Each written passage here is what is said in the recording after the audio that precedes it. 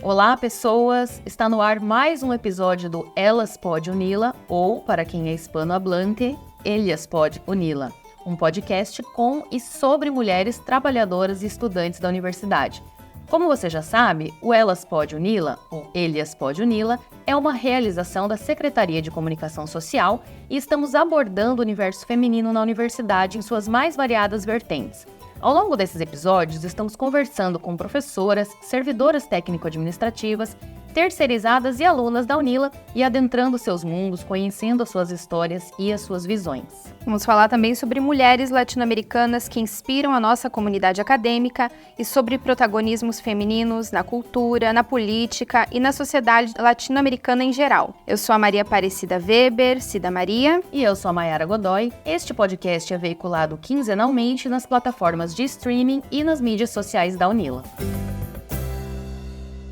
E a nossa convidada de hoje é a Cleusa Gomes da Silva, professora do curso de História aqui da Unila, pesquisadora e coordenadora do Observatório de Gênero e Diversidade na América Latina e Caribe. Pessoa com quem eu tive a honra de trabalhar em alguns projetos, aprender muito. Muito bom ter você aqui com a gente, Cleusa.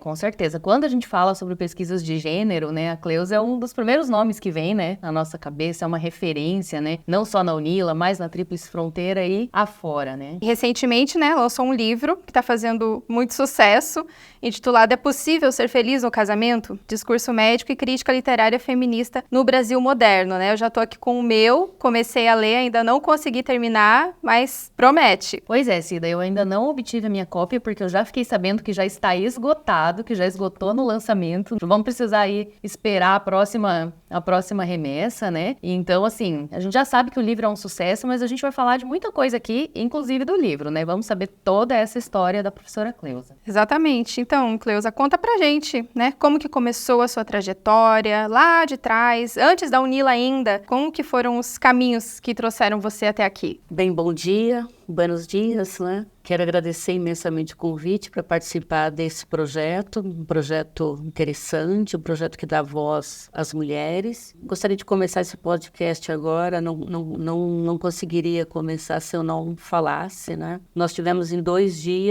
2 feminicídios em Foz do Iguaçu, Laís e Amanda. Então, eu começaria ao contrário, eu começaria do tema que me trouxe até aqui, que é a luta pelas mulheres. Então, questão do feminicídio, somos o 5º país no mundo de feminicídio e o Paraná, realmente, do sul do país, tem chegado a dados bastante alarmantes. Isso já me puxa rapidamente as questões que eu venho trabalhando nesses 30 anos. Não são somente 10 anos, nem 20, nem 15, né? Eu comecei muito cedo nessa discussão, mas eu acho que, na verdade, não tem a ver com eu comecei, né? As mulheres na América Latina, no Brasil, elas são empurradas muitas vezes a ter que falar sobre essas temáticas, mesmo que às vezes elas não queiram, né? Porque nós realmente vivemos numa sociedade muito desigual para as mulheres, também muito violenta. Mas, enfim, vamos também pensar outras questões. Eu venho de família de agricultores. Meu pai e minha mãe são agricultores e são nordestinos. E eles vieram retirantes para o sul do país. Isso eu acho que já me colocou numa posição diferenciada, porque é uma sensação de se sentir muito estrangeira onde você sempre está. E eu me sinto muito estrangeira onde eu sempre estou. Eu nunca estou confortável onde eu estou. E isso me leva a participar, a fazer muitas coisas que normalmente as pessoas não fazem. Os meus pais, então, exatamente por essa posição, minha mãe sempre foi uma mulher de muita sabedoria, uma mulher muito generosa, uma mulher, por exemplo, que trazia para dentro de casa as pessoas que na sociedade eram totalmente refratárias, como, por exemplo, prostitutas. Isso sempre me colocou numa posição também de desde cedo entender o que são as diferenças. Mas eu não venho de família de intelectuais. Então, assim, eu venho de família de agricultores, com muita sabedoria, com muito ensinamento, mas não família de intelectuais. Porém, sempre fui uma menina muito curiosa, os olhos muito acesos para o mundo, muito observadora. E, diferente de toda a trajetória da minha família, eu logo cedo entendi que eu queria estudar. Embora meus pais sempre dissessem que não, que tinha que estudar mesmo, que não era para casar e tal. E aí eu venho de uma cidade muito pequenininha, extremamente pequena, que é Vera Cruz do Oeste. Meus pais eram pioneiros lá. E aí eu já fui rapidamente me encontrando nos livros. Gostava de ler, gosto de ler até hoje. E gosto de ler muito literatura, que é algo assim, eu gosto muito das artes em geral. Então isso é algo extraordinário, porque te leva realmente para um encantamento. E o encantamento com a descoberta. A literatura te traz para a descoberta. Rapidamente eu me situei nesse ambiente, me senti confortável nesse ambiente, porque era o ambiente, e é, na minha concepção, o ambiente que te faz viver outros mundos que não são os mundos reais, né? Que às vezes são muito duros para as mulheres. Obviamente que eu venho de família tradicional, né? Que os filhos, meus irmãos tinham muito mais espaço, e eu tive que abrir todos esses espaços sozinha. A única filha mulher? Não, somos em 13. Mas eu sempre fui a mais para frente, como a gente costuma dizer. Mas eu tive que abrir todo esse espaço na minha vida, né? E sempre fui uma pessoa que abri, né? Eu acho que uma das minhas características principais é exatamente essa, né? Abrir espaço para outras pessoas, não ficar satisfeita com aquilo que você está vendo, não, é mais ou menos isso. Sempre inquieta, sempre inquieta, inconformada, sempre com vontade de fazer mais. Quando termina um projeto, já tem 3, 4 na frente, e assim por diante. Acho que a gente vai falar um pouco sobre isso. Mas com 16 anos, que eu acho que aí vem a minha trajetória, com 16 anos eu me identifiquei muito, eu me encontrei rapidamente com os movimentos sociais. E aí eu comecei a fazer militância já com 16, 17 anos, 18 anos. E isso me transformou radicalmente a minha vida. Radicalmente. Com 18 anos, eu já estava fazendo movimento de mulheres na região do oeste do Paraná.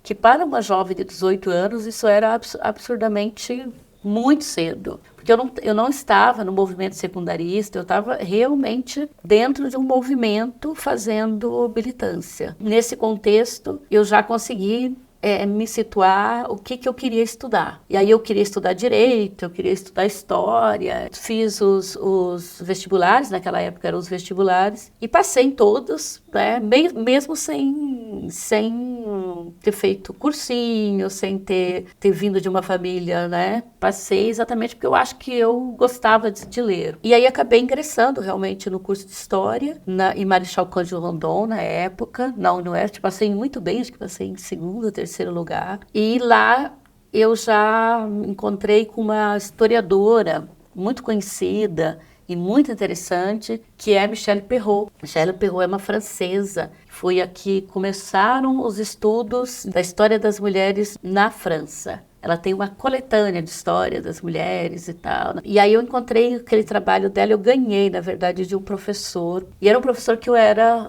supostamente apaixonada por ele. Claro, né? Quando você está iniciando a universidade, você fica muito encantada. Às vezes muito mais pelo conhecimento do que pela pessoa, né? Muito mais um encantamento mesmo, assim como era com a literatura. E aí ele me deu 2 livros. Ele me deu esse livro, né? Eu tenho ele até hoje na minha biblioteca, da Michelle Perrault, Os Excluídos da História. Então acho que ele é bem enigmático, né?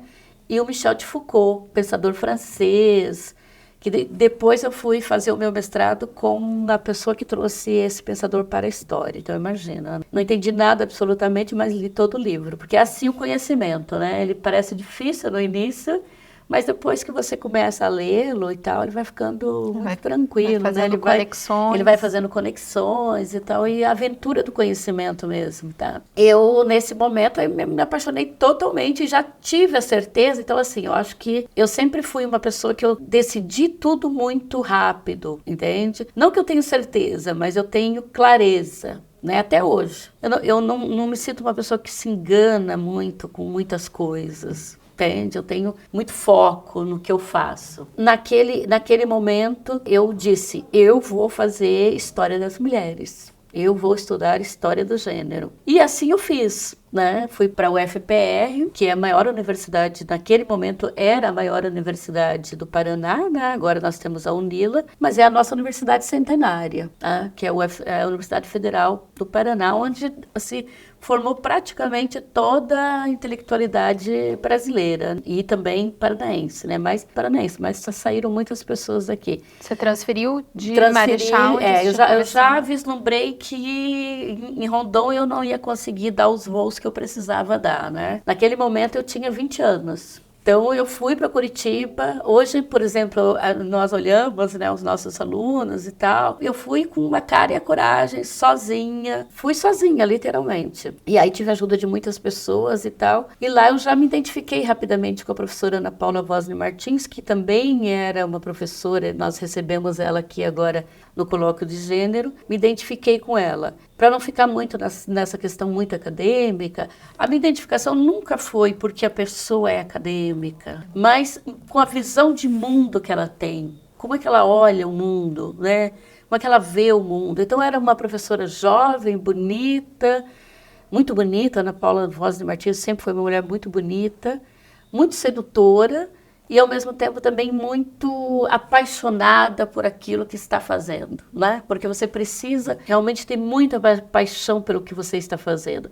E você tem que realmente acreditar no que você está fazendo. Não adianta você dizer que você vai fazer porque você vai cumprir um artigo, que você vai... Eu não vou publicar esse livro porque eu vou publicar porque eu acho que esse livro é fantástico. Eu acho que esse livro é maravilhoso. Acho que esse livro as pessoas vão gostar dele. E quando a gente lê algo que foi produzido dessa forma, a gente sente, A gente sente. A gente sente que foi porque uma verdade uma verdade, porque a energia vai junto. Eu acredito muito nisso. E isso não é somente uma questão esotérica, isso é uma questão quântica mesmo, né? Entende? Isso até os físicos já demonstraram isso para nós. Então, assim, aí eu me apaixonei por essa forma, né, dessa professora ver o mundo. Eu sempre fui assim, eu acredito realmente que as estruturas mudam muitas coisas, mas eu acredito que parte dessas estruturas são feitas pelas pessoas, entende? Então, assim... É muito importante que nós entendamos que as pessoas fazem diferença nos lugares onde elas estão. E aí eu acho que nesse processo eu continuei estudando e tal, e dali eu fui mais longe. Ali eu disse, agora eu quero estudar com a pessoa que trouxe realmente a história do gênero para o Brasil. E a pessoa que trouxe essa discussão para a história. Eu sempre fui muito apaixonada pela história e pela literatura, né? Meu grande sonho de vida são dois grandes sonhos que eu tinha, né? Era ser escritora e o outro era ser cineasta, entende? Ser cineasta eu acho muito difícil, pode ser que um dia sim, mas eu nunca consegui dominar muito essa questão da técnica e tal, embora eu estudei uma cineasta, que é a Lucrécia Martel, que depois a gente pode falar um pouquinho sobre isso. Mas eu gosto muito das artes, eu tenho assim, um vínculo fortíssimo com as artes, eu tenho grandes amigos artistas, eu tenho grandes amigos da literatura, amigos que já ganharam prêmios, que são amigos pessoais, que frequentam a minha casa. E não somente porque ganharam os prêmios, porque são talentosos, são pessoas que têm uma visão de mundo diferenciada. E eu acredito realmente que os artistas têm uma predisposição para ser visionário. Geralmente estão muito à frente. São muito à frente, tempo, né? E muito mais, né? E aí sempre li muitas mulheres também, artistas e tal. Alice Ruiz, gosto muito dela, não somos amigas, mas nos conhecemos bastante. E aí, nesse processo, eu realmente entrei no mestrado na Unicamp com a professora Margarete Hago. A professora Margarete Hago é uma professora muito interessante, porque também é uma pessoa que vem de uma tradição, ela vem de famílias de imigrantes, vem de uma família também de artista. O pai dela foi músico em São Paulo, inclusive cantou junto com a Hebe Camargo, essas coisas todas. E a Margarete também queria ser cantora. Ela tem uma voz de jazzista maravilhosa. E ela é muito inteligente, assim. Ela tem também essa perspicácia. Ela pega um orientando, ela vai levando a orientanda para outros caminhos, vai descobrindo outras coisas e tal. E ela fez 2 livros sobre a história da prostituição no Brasil. A gente costuma dar risada, né? A gente fala que ela a intelectual das putas, né? E realmente era mesmo, certo?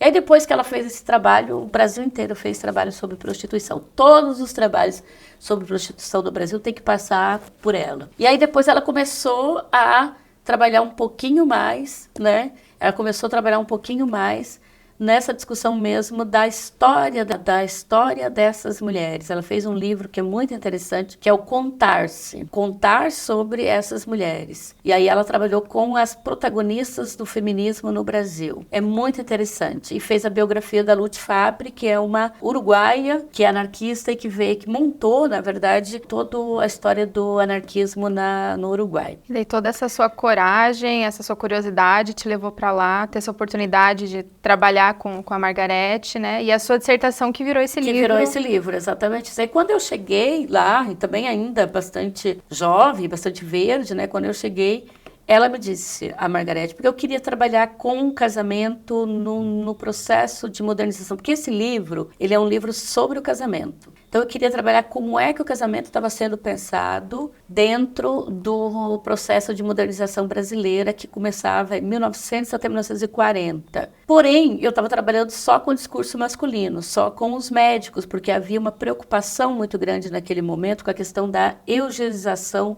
do Brasil. O que é eugenização do Brasil? É o processo que nós conhecemos da eugenia, né?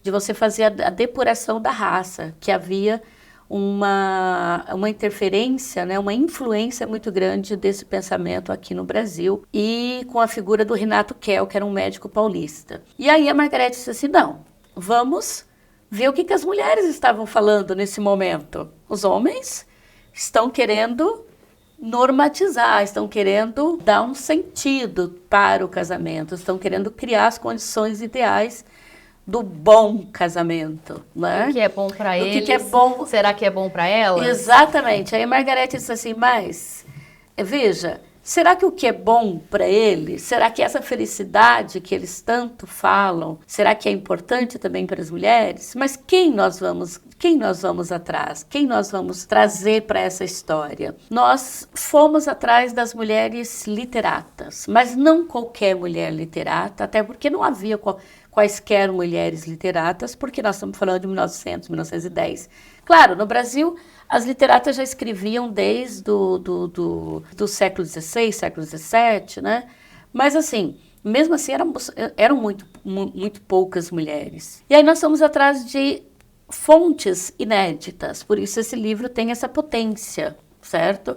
Nós fomos atrás da Elisa de Abreu, nós fomos atrás da Ercília Nogueira Cobra, nós fomos atrás da Carmen Dolores, nós fomos atrás da Júlia Lopes de Almeida, que é uma mulher interessantíssima, uma mulher que escrevia para todos os jornais na época, e extremamente popular, porque também ela escrevia para a imprensa feminina, e que não pôde ir para a Academia Brasileira de Letras, porque não era possível as mulheres irem para a Academia Brasileira de Letras, e literalmente quem foi para a Academia Brasileira de Letras foi o seu marido. E naquele momento que eu trabalhei com a Júlia Lopes de Almeida, ela não era tão recuperada como ela é hoje, porque esse trabalho aí ele já tem mais de 15 anos já, eu só vim publicar agora. E eu acho que isso também diz muito do medo que nós, mulheres, temos de publicar os nossos trabalhos, de mostrar a nossa... Uma insegurança, uma ideia de que o que nós fazemos realmente não é bom, uma ideia de que as pessoas não vão se interessar por aquilo que nós fazemos, e isso tem a ver com a forma como a sociedade machista, patriarcal, insere o nosso discurso dentro da cultura. Sim. Entende? Então, eu li recentemente um livro que falava sobre... Tem uma parte que falava sobre essa questão do fenômeno da síndrome da impostora. Da né? síndrome da impostora. E aí, nesse livro, a autora coloca que ela discorda, que não é uma síndrome, que é um fenômeno. Construído propositalmente e para incutir isso na gente. Exatamente. Que não é o indivíduo, no caso a mulher, mas sim o que ela é levada a acreditar nisso. Que ela é levada a acreditar. Aquilo que eu trabalho, eu cito ela nesse livro. Tem uma autora que todos conhecem, porque ela é best-seller, mas ela teve que lutar. Lhe custou a vida, né? Lhe custou a sua sanidade mental, que foi a Virginia Woolf. Então, ela tem um livro que é fantástico, que é Um Teto Todo Seu. lindo, maravilhoso, né? Ela é maravilhosa. E aí é exatamente isso. Como as mulheres vão produzir, vão fazer criação, porque isso aqui também é criação, certo? Pesquisa é criação, né? Como dizia o Deleuze, é criação de conceitos. Então, assim, como que você vai fazer criação se você não tem o teto, se você não tem uma tradição? Então, nós temos que criar a tradição, nós temos que dar voz às vozes femininas. E é exatamente isso que eu estou fazendo nesse livro, é isso que eu estou fazendo. Eu estou dando voz às vozes femininas que foram totalmente silenciadas, que não foram ouvidas naquilo que lhe era mais importante, que eram os relacionamentos pessoais e conjugais, sob a perspectiva de mulheres que ousaram escrever no momento em que elas não poderiam escrever. E por isso elas foram silenciadas, por isso seus trabalhos não foram divulgados. Então passou a ideia da modernização do casamento a partir dos escritos masculinos e não dos escritos femininos. Quando nós fizemos esse trabalho, nós fizemos com esse intuito, exatamente de reverberar, exatamente de trincar esse discurso masculino. E é isso que nós temos que fazer em todos os momentos, não somente na escrita, mas também na nossa vida, também aonde nós estamos, e também, principalmente, nas possibilidades que nós abrimos para as outras pessoas. Nós temos que serem pessoas que constroem outros mundos para as outras mulheres, para que não aconteça exatamente o que eu coloquei logo no início da minha fala, para que nós não continuamos perdendo a vida das mulheres. Quando você está construindo outros mundos para as mulheres, você paga um preço muito alto, extremamente alto por fazer isso. Mas no meu caso, eu paguei preços altos, mas eu também tive muitas alegrias. Quando eu cheguei aqui na Unila, eu construí essa universidade, mas eu fui uma pessoa, por exemplo, que eu não me encastelei dentro da universidade. Acho isso muito importante, professora, que você está falando. Até um pouquinho antes da gente começar a gravação, a gente comentou sobre isso, né?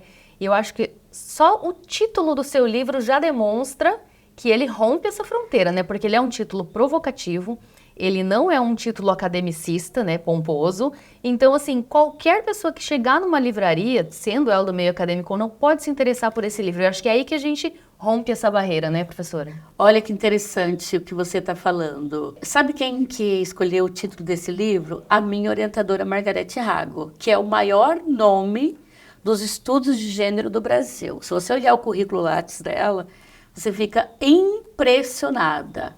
Mas ela tem o quê? Ela tem a sensibilidade de falar com os leitores. E por isso ela é quem ela é.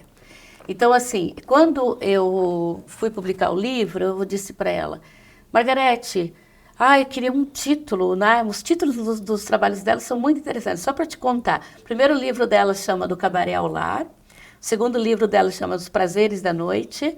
O terceiro livro dela, da Lute Fabbri, agora eu não vou me lembrar o nome, mas é algo sobre a liberdade. O quarto livro dela é Contar. E o último livro dela, que já é uma espécie de uma biografia dela, é As Marcas da Pantera.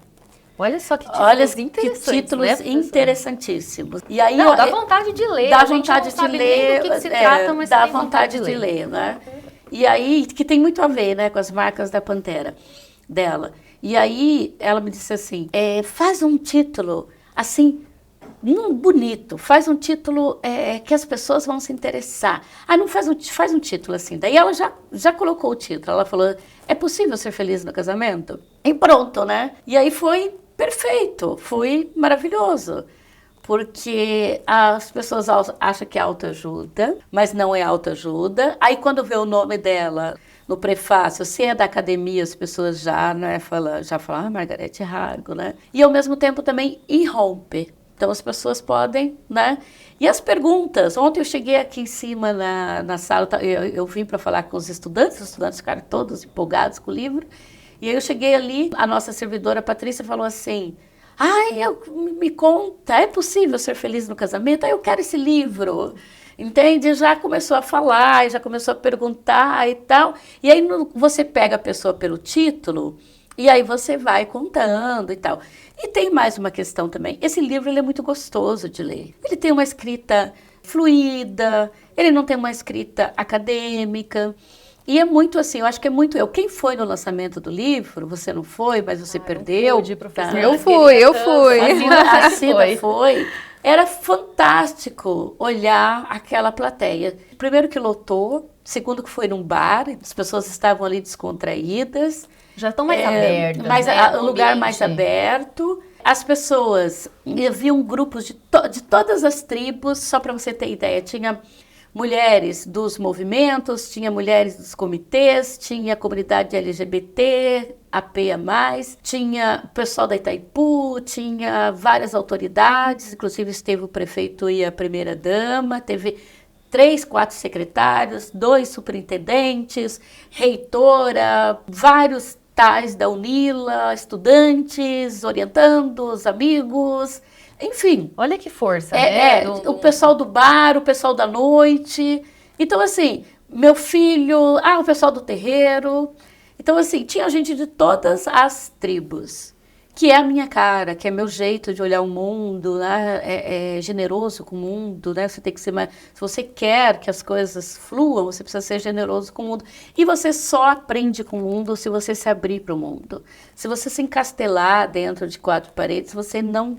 É aquilo que o Benjamin falava, né? Você tem que ser o flaner do mundo, né? Você tem que flanar. Você só vai criar temas interessantes, você só vai escrever de forma interessante, você só vai...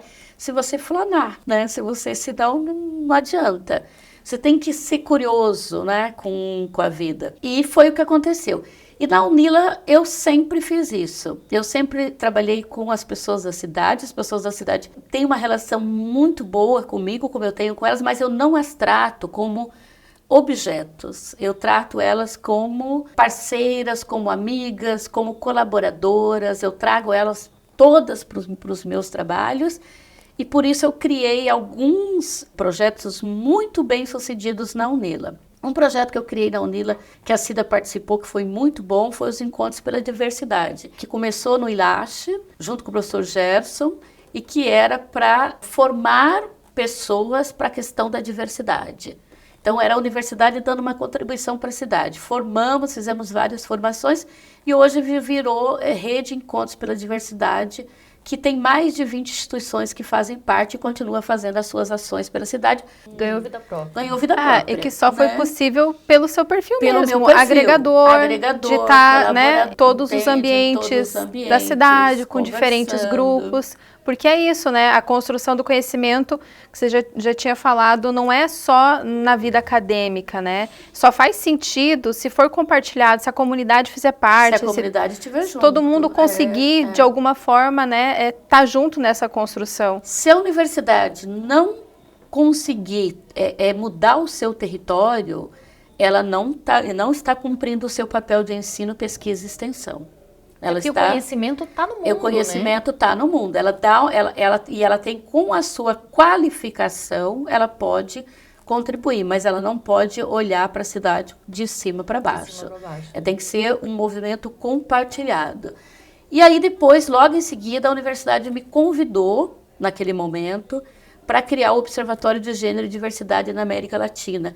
Rapidamente, eu entendi que o observatório ele tem que ser um agregador de várias entidades, de vários organismos, tanto local, quanto regional, quanto internacional, para pensar políticas públicas de gênero para a região e poder contribuir, poder intervir. Por isso, nós começamos um projeto de monitoramento da violência de gênero na região de fronteira.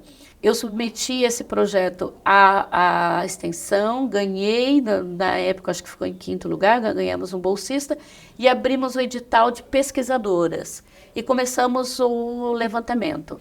Hoje, ele já está completamente instituído, tem várias pessoas participando, praticamente várias pesquisadoras, várias professoras, e nós já temos o primeiro relatório já com esses dados e subsidiou o pedido da Casa da Mulher Brasileira em Foz do Iguaçu no Ministério da Mulher. Então, a gente tem um relatório pronto já e o observatório possivelmente deverá se instalar dentro da Casa da Mulher Brasileira. Eu fui uma das primeiras a ser chamada pela Itaipu para conhecer o projeto da Casa da Mulher Brasileira, que é uma das políticas mais interessantes, que vai reunir todos os serviços de atendimento à mulher em situação de violência num único local.